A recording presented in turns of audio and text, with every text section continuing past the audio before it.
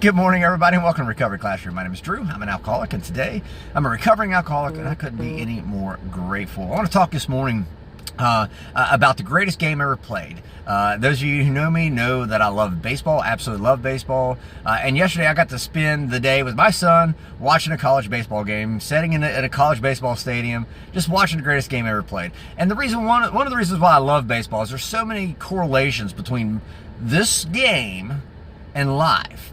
Here's what I mean by that. Think of any other sport. Try to think of any other sport where the defense has the ball. Think of football. The defense doesn't have the ball in football. The defense doesn't have the ball in basketball.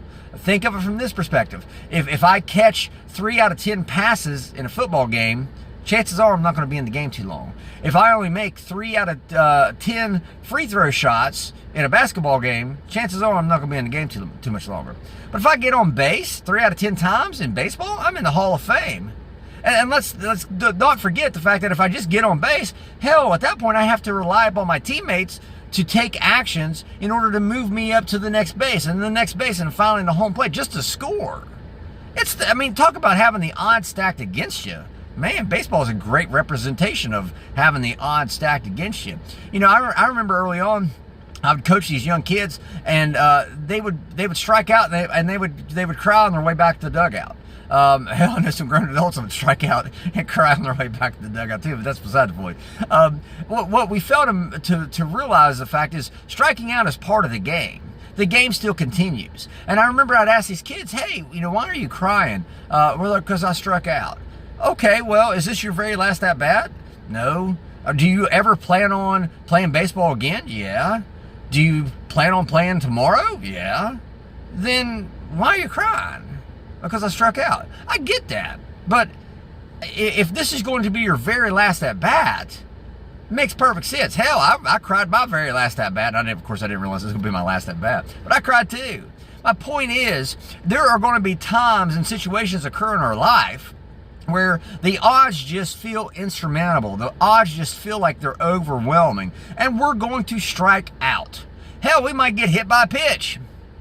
Sorry, I could do this all day. The odds are going to be against us, and yet we still have to play the game. And I like to remind myself of this. As long as I'm still on the field, I'm still playing the fucking game. I'm the one who gets to decide when it's time for old Drew to leave the field. I'm the one who gets to decide when it's time for me to stop playing the game. And win, lose, or draw, I'm in this life, this game called life, and I'm here to play the fucking game. Sure, I know I'm going to have difficulties. I know I'm going to be in a batting slump. I know that I'm going to get thrown out if I steal a base every now and then. I know these odds are stacked against me, and yet I still play the game. Why?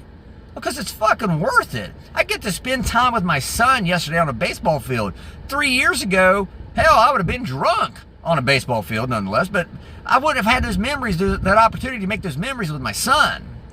I wouldn't have had the opportunities to make memories with my kids.